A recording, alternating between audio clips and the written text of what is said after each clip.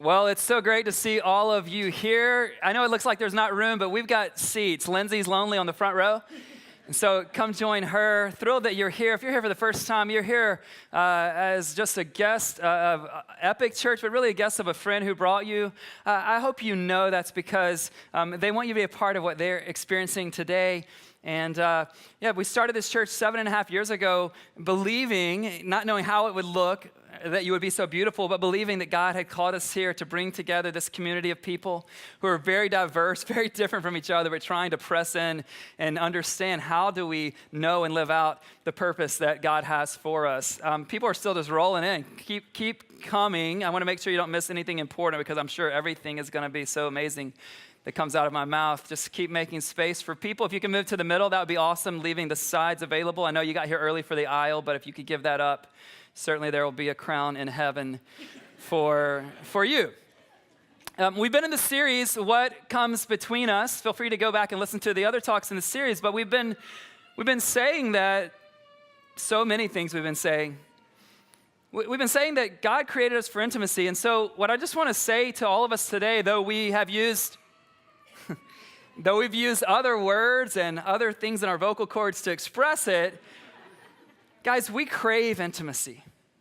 We crave intimacy, and I don't think you can be human and not crave intimacy.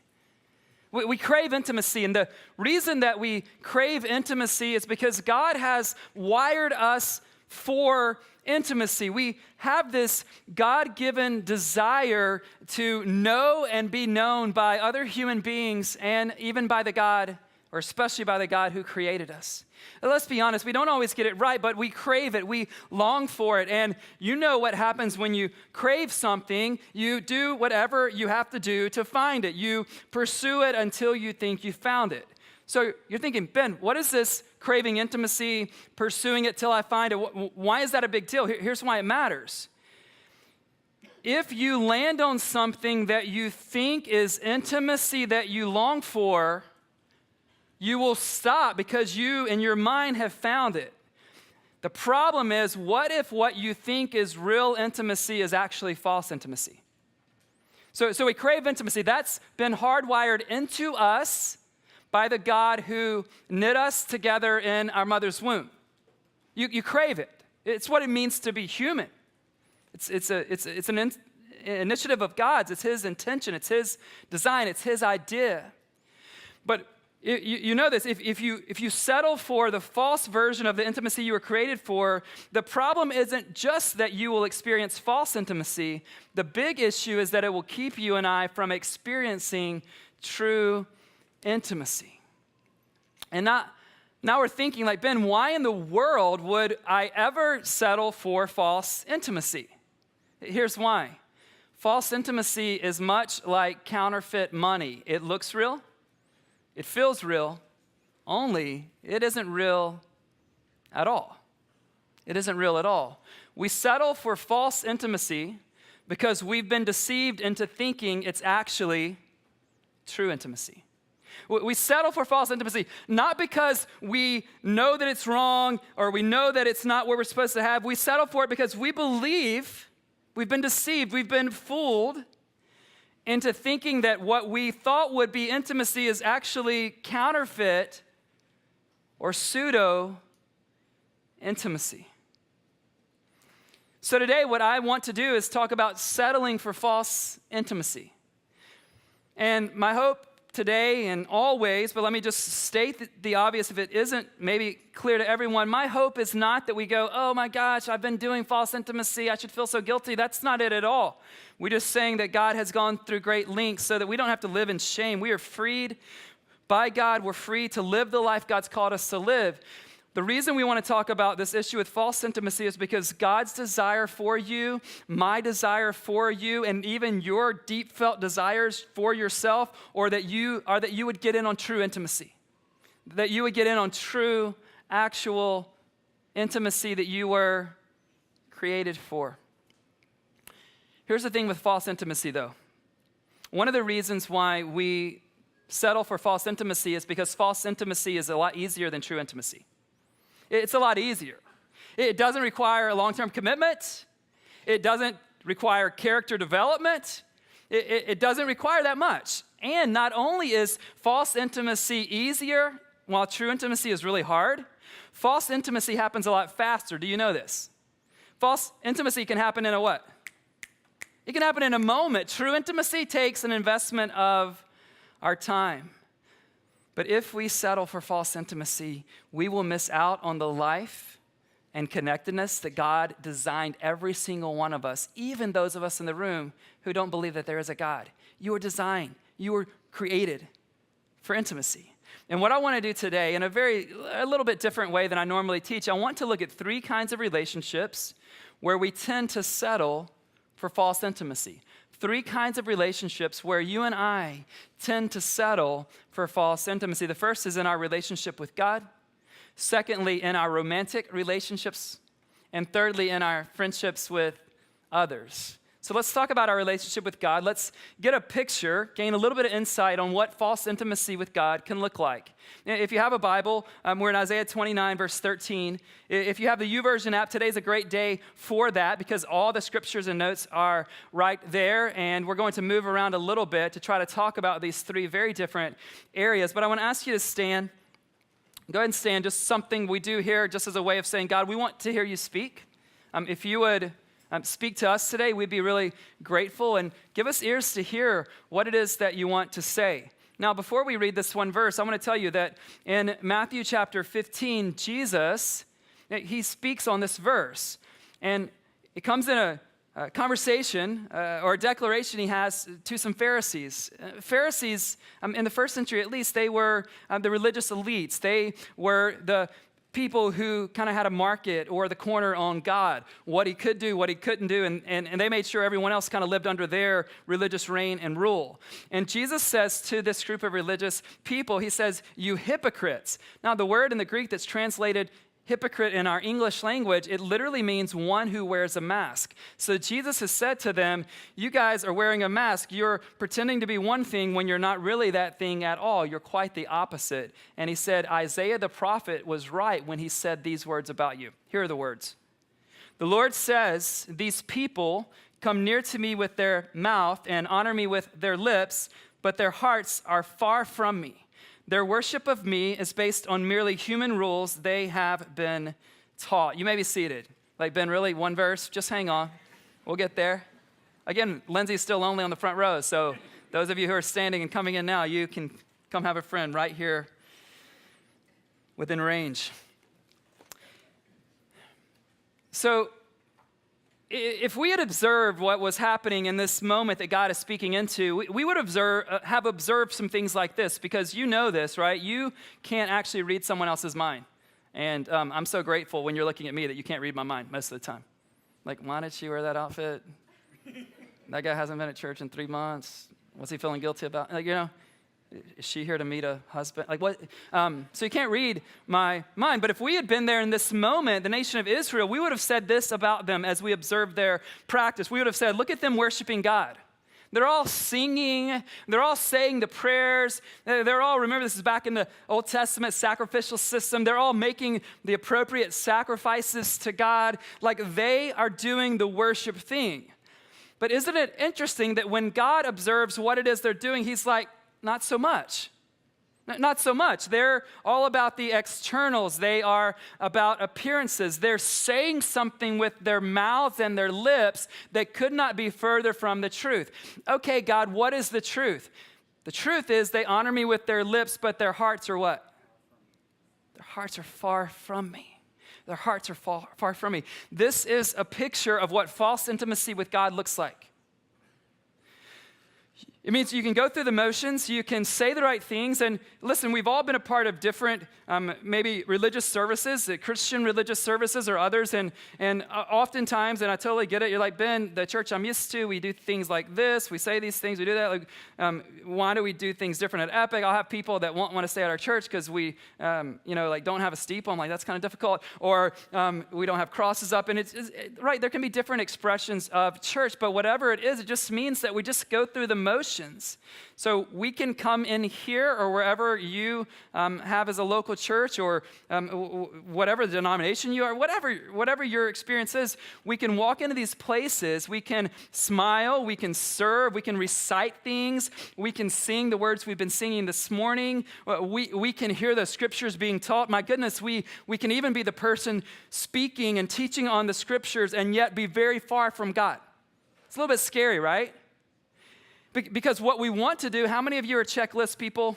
Like when it's a small checklist, you're a checklist person. When it's long, all right, 4 of you. The rest of you aren't accomplishing. No, you're probably doing really well. You figure like you're one thing and you're doing it. But we can all, at least for me, I can fall into this checklist lifestyle in my spiritual life, which means when I read my Bible, because I'm a pastor, I've got to read my Bible, right? So I read my Bible in the morning in my chair, like what Sean and I call our chair time, early morning, and I can feel like, okay, I checked it off. I even have an app that lets me check it off. Amazing.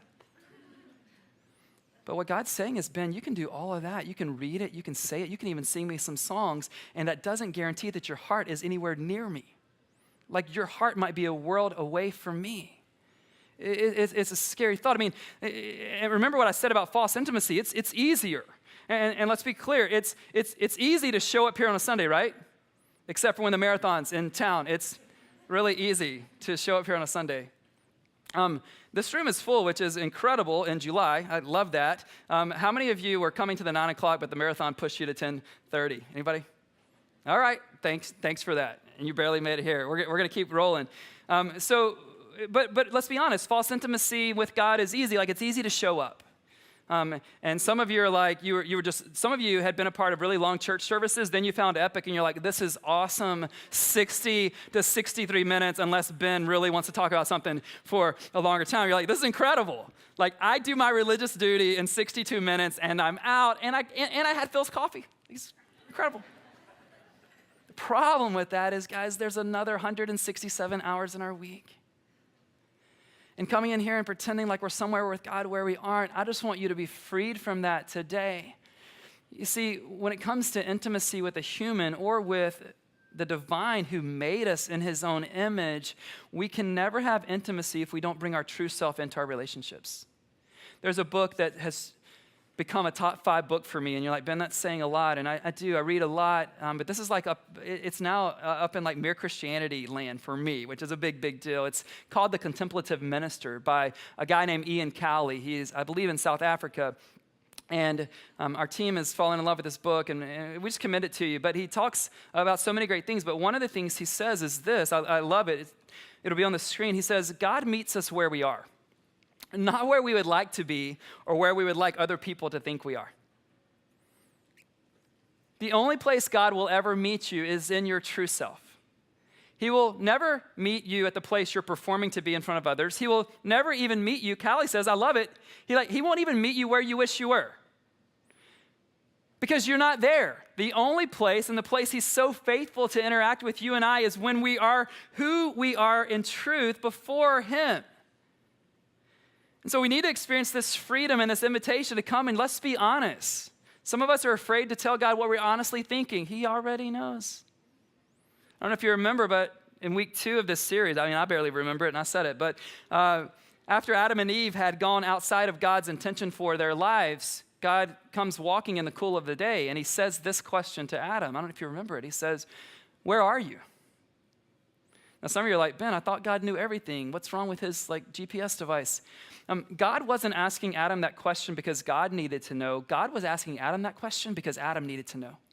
And when he comes to you and I, he's going, where are you? Because I can't deal with where you used to be. I can't deal with where you want to be. I can only deal with where you are. So when you come into this place or any other space in your life, you just need to go, God, here's what I'm feeling. I don't even know if you're real.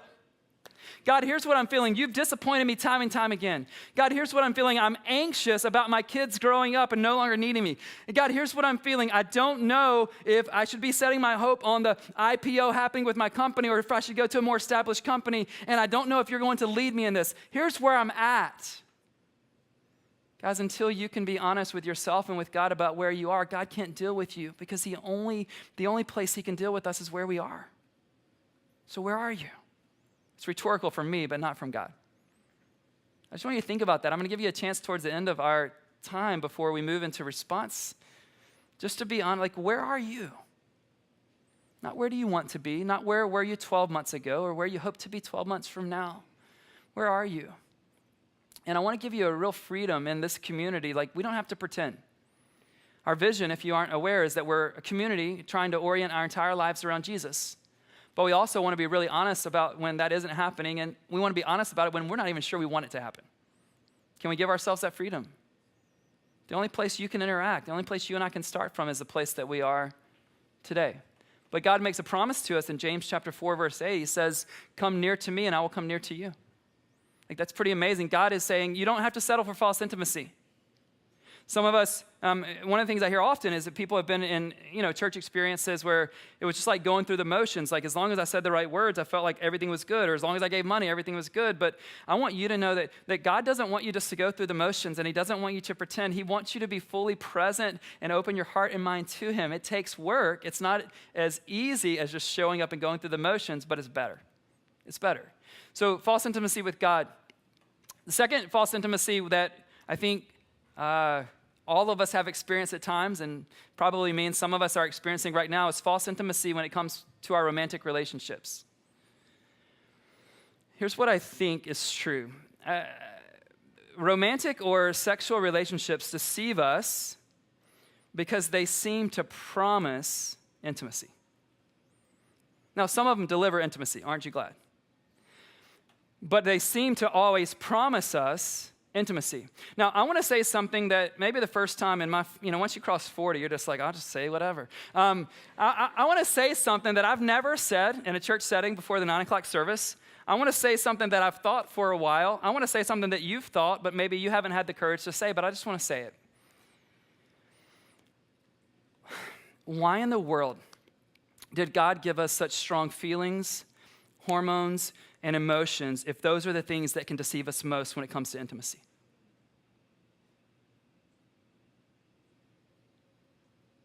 You're like, I don't know, but we pay you to tell us the answer. Guys, I don't know. But I just want us graciously and courageously and I assume I'm not the only one that everyone else, just think about it. The power of the feeling, like some of our greatest regrets were what turned out to be deception. But it felt so good, yeah? It felt so incredible, right? We felt like it was a first date, but we knew that we were supposed to spend the rest of our life with that person. And if we could just be honest, go, God, why do you make this so strong if it can lead us to a place that can destroy us? And what I'm not doing today is excusing me or you acting on our feelings, but I do just want to go like, hey, you don't need to feel guilty about what you feel. Are there some things we can do? Yes, but do you remember those of you who, it was like a while ago, like, do you remember those teenage years? Anybody? Like, what is this? It doesn't go away then. And we've grown up in places where we want the answers to be really simple. And if I can be honest, as your pastor, as a pastor in general, with this calling on my life, I wish it was really simple statements that could just call all of us to go, hey, yeah, it's this, this, and this, and we're good, let's do it. The reality is there's this overwhelming sense that like, wow, this feels like if anything's ever felt real in my life, it's this, right? But then you and I have these back-end experiences where like, how could I have been so wrong? And I just want to say, listen, there's grace from God and there's grace that we need to give ourselves. But I also want to say, let's not settle for false intimacy. False intimacy is easier. I'm just going to keep going down a path of saying things I've never said before, if everybody's okay. To look at pornography, that's really easy. Everybody knows that, right? That's really easy.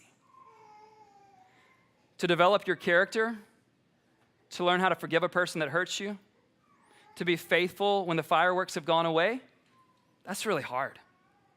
Yeah? Just me? You're like, man, can you move on?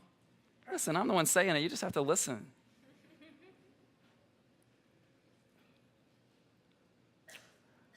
A night of passion is really easy, isn't it? 2, 3, 4 decades of faithfulness, when most days are ordinary after the initial rush of excitement, that's really hard. And so you're like, Ben, now you know why I settle for false intimacy.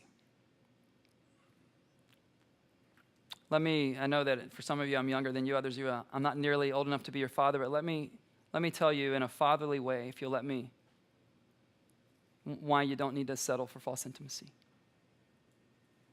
It's destroying us. It's destroying us. It's destroying our marriages. It's destroying the marriages that could be. It's destroying our relationships. It's destroying our friendships. It's destroying our families. It's destroying our ability to concentrate at work. It's destroying our sense of peace that we used to have. It's destroying our souls. When I was a young man, my father walked me through 3 chapters in Proverbs, chapters 5, 6, and 7 specifically, that talk a lot about sexuality and relationships. And I want to read you one of those texts, Proverbs 5, 15 through 20. And what you're going to hear is the author saying to a son, right? He writes these 9 letters in Proverbs to a son, but it's broader than that. So think beyond the specifics. The specifics are, he's saying like, hey, stay faithful to your wife. Don't pursue someone who isn't your wife, who belongs to another man. But I want you to think about this holistically through the lens of false intimacy and true intimacy. And I want you to hear his admonition. I want you to hear his warning to not settle for false intimacy, but to go on and pursue true intimacy. Here's what he says. He says, drink water from your own cistern, running water from your own well. Should your springs overflow in the streets, your streams of water in the public squares, let them be yours alone, never to be shared with strangers. May your fountain be blessed, and may you rejoice in the wife of your youth. A loving doe, a graceful deer, may her breasts satisfy you always. May you ever be intoxicated with her love.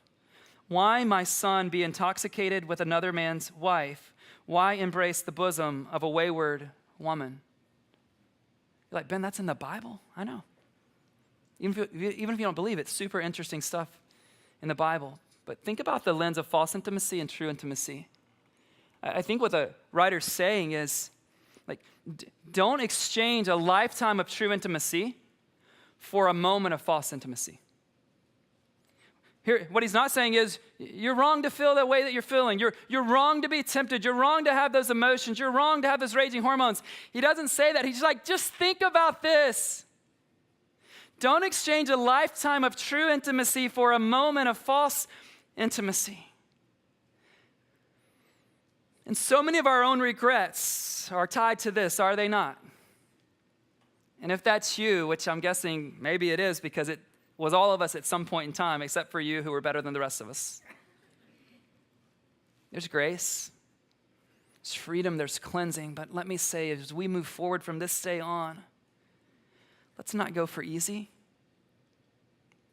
Let's not go for instant. Let's go for what's best. Let's go for what's best. Now let's move on to the friendship thing, which all of us are ready to move on. So let's move on to false intimacy in our friendships. That seems a little lighter, doesn't it? But it's costing us too, I think. It's been said that you and I are part of the most connected generation to ever walk planet Earth. And on the one hand, I certainly believe that that's true. I do. And on the same hand, I'm thankful for it. I'm thankful that people who live really far from me, I can access them in an instant. Aren't you thankful for that? But here's what it also means to be the most connected generation that's ever lived in history. It also means that there is more opportunity than ever before to have false intimacy. Because now, as long as people don't block you, you can know, follow, and be connected to 7 billion people, right? You can know what they ate for breakfast. You can know what they're wearing. You can know where they are vacationing. It does really good for you to be content on a cold day in San Francisco, doesn't it? And you can know anything else that they disclose to you and to the world. But think about this. Why do we spend so much time trying to know everything about people we really don't know at all? Why do we spend so much time trying to know everything about people we really don't know at all? You see, you can know tons of people and have intimacy with none of them. You can know tons of people and have intimacy with none of them. Proverbs 18:24. By the way, Proverbs, you're hearing a lot of that today. If you've never heard this before, there are 31 chapters in Proverbs. You don't know what you should be reading in this season. Read a chapter a day, every day of the month. You'll be good, okay? You'll be good. 18:24 says, one who has unreliable friends soon comes to ruin, but there is a friend who sticks closer than a brother. One who has unreliable friends soon comes to ruin, but there is, or there can be, the kind of friend that sticks closer than a brother, which brings me to this question. Can you rely on the people you spend most of your time keeping up with? Can you rely on the people you spend most of your time keeping up with? And it's fun to keep up with some people we'll never know, isn't it? Thanks to a friend in our community, our family was at Windsor Castle on Wednesday, and it was amazing. And listen, Harry and Meghan, that was fun to keep up with, right? Everybody knows? I'm trying to give your country some love, and they're like, ah. So it's fun to keep up, like, oh man, what's Steph Curry and his kids doing now? Like, there's nothing wrong with that. But if we are trying to keep up with mostly people who can't do or won't do or don't even know we exist, let's just feel small for a moment. Most amazing people don't know who I am. Everybody understands that, right? The same is true for most of you. It's funny, like, right? Like, anyway, I won't. Let's back off of that. And social media is great for keeping up with people we actually know. It's amazing. But can you rely on the people you spend most of your time trying to engage with? Can you rely on them? If not, you and I are missing out. One intimate friendship is greater than or better than 100 shallow friendships. You believe this? One intimate friendship is greater than 100 shallow friendships. Sometimes we get jealous of people and we say something like this about the people we're jealous of. Man, they know everybody. And we feel bad because we only have a handful of people we really know. But what if you aren't the one who's actually most jealous? What if they are most jealous because while they know everyone, they don't know anyone? Maybe you're not missing out. Maybe they are. Do you have intimate friendships? Proverbs, again, 27, 9 and 10. Perfume and incense bring joy to the heart, and the pleasantness of a friend springs from their heartfelt advice. Do not forsake your friend or a friend of your family, and do not go to your relative's house when disaster strikes you. Love this. Better a neighbor nearby than a relative far away.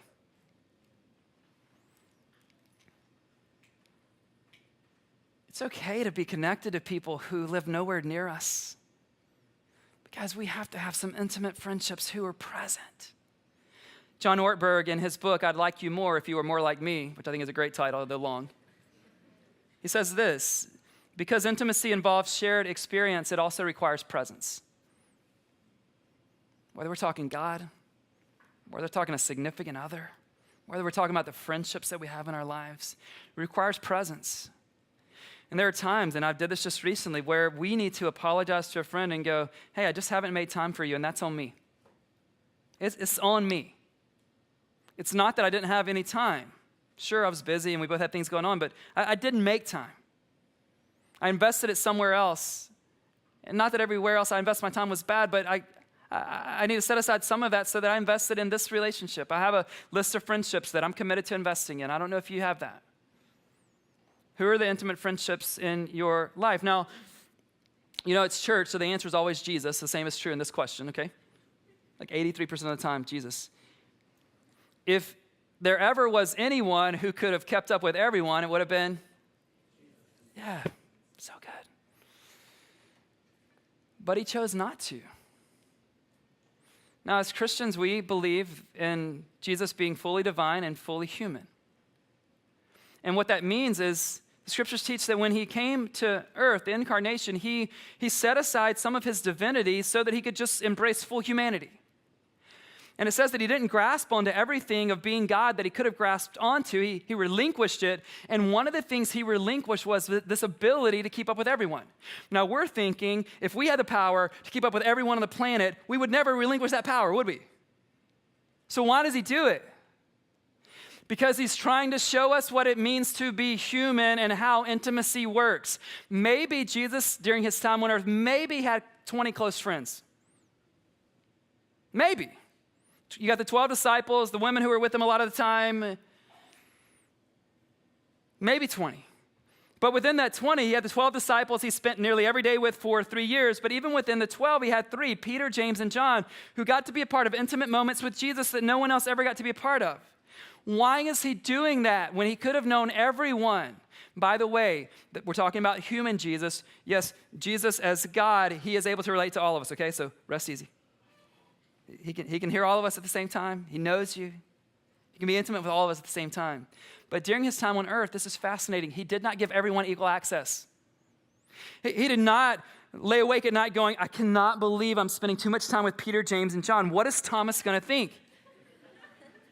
I don't care what Judas thinks, but what is Thomas going to think? He didn't do it. Guys, he never apologizes for how he spends his time. He never does. He was showing us that when it comes to intimacy that you were created for, you can never have it with many. But he was also showing us that even though I'm Jesus, I cannot have 0 intimate friendships. I must have them because I'm fully human in this way, and you are too, and this is how it works. It's just how it works. So where are you settling for false intimacy in your life? And the bigger question, what is it causing you to miss out on? Where are you crave it, so you pursue it. Where do you get to this line, you go, oh, that looks like intimacy. I'll just stop here when there's something glorious waiting for you beyond it. Something beautiful. Something God designed waiting for you beyond it. But so many of us, because it is easy and it is immediate, isn't it? Now, through the years, like forever and ever and ever, Christians, scholars, and just other people trying to figure this thing out, they have had all kinds of philosophies about this powerful force in nature called desire. Christians have wrestled with, what do we do with this thing? Some have said that we should merely wish it away. Others have said that we should discipline ourselves and never give in to our desires. Others have said all of our desires are evil. But I love what C.S. Lewis says about our desires. He's like, no, they're not too much. They're actually too little. Listen to this from his address that became a book called The Weight of Glory. Lewis says, it would seem that our Lord finds our desires not too strong, but too weak. We are half-hearted creatures fooling about with drink and sex and ambition when infinite joy is offered us. Like an ignorant child who wants to go on making mud pies in a slum because he cannot imagine what is meant by the offer of a holiday at the sea. We are far too easily pleased. Now, when you think about this quote in terms of false intimacy and true intimacy, because this is what he's getting at. False intimacy is settling for making mud pies in a slum while simultaneously being offered a holiday at the sea. And some of you are like, Ben, I don't like the sand. Come on. False intimacy is screaming, I have been far too easily pleased. Where are you far too easily pleased? Is it in your friendships? Hey, you're connected to a whole lot of people on Instagram and you just are fine with that, but you have none of this. And what you need to do is stop scrolling for the couple of hours, and you need to linger over dinner with a friend for a couple of hours and not rush out and not go to the bathroom telling them you have a stomach ache just so you can check Instagram in the bathroom. I've never done that, but I'm sure people have. Is it in your romantic relationships? if you keep telling yourself one more one-night thing is going to do it for me, and you find yourself every time on the other end of that one-night thing feeling the exact same way, like something in you is dying, wake up. Wake up. No shame, no guilt, but God has something better for you. He does. And if you come in here week after week and you never engage with God, you never become vulnerable, you never answer honestly the question, God, here I am. The bad thing won't be that you've had false intimacy. It will be that you've missed a grand opportunity to know and be loved by the God who made you. The God who always is echoing these words, come to me, come to me, come to me. You can stay at a distance, but you can never have intimacy at a distance. You were made for more. So guys, stopping at false intimacy. Stop it. Choose hard over easy. Choose long-term over immediate. Choose proximity over distance. And whatever we do from here forward, let's choose presence. Because you were made for more. You were made for more. I don't know about you, and I'm not going to get it right, but I am tired of the time that I'm wasting on false intimacy when God has offered me something much richer. So let's just in this moment go, God, here I am. Where I want to be with you, I'm not, but here I am. God, you see me, you know me. I'm opening my heart and my mind, and I am hearing you say, come near. I'm hearing you say, return, and so I want to return. I want to ask you, just in your own heart and mind, to take a posture of prayer if you're willing to. If that's eyes closed, hands open, eyes open, it doesn't matter. Just a posture of prayer. I just want you to answer this one question as if it's from God, just in your heart and spirit. Where are you, he's asking. Specifically, where are you in relation to me? Where are you? If you're afraid, tell him that. If you're skeptical about his existence, tell him that. If you're disappointed in how he seemingly didn't come through for you, tell him that. If you're coasting in life, tell him that. But then go on and tell him, God, I don't want to be there. I want to be near you. I want to be in your presence. I want to be intimate with you, God, but I don't necessarily know what that looks like. As you're thinking about that question and your response, I'm going to ask you to just quietly stand. Just go ahead and quietly stand up. We're going to sing a song that isn't a new song, but I'm not sure we've sung it at Epic. But I asked Todd and the team to do it this week just because I think it gets to the heart of what we've been saying. It's a song titled The Heart of Worship. And the words of this is like, God, I've made this thing with you what it shouldn't be. It should be about me engaging. It should be about me communing. It should be about me coming near, not just with my words, but God, with my full self and going, God, here I am. And wherever you are, God wants to meet you there. God wants to meet you there because he'll never meet you anywhere else. Listen and sing if you're willing.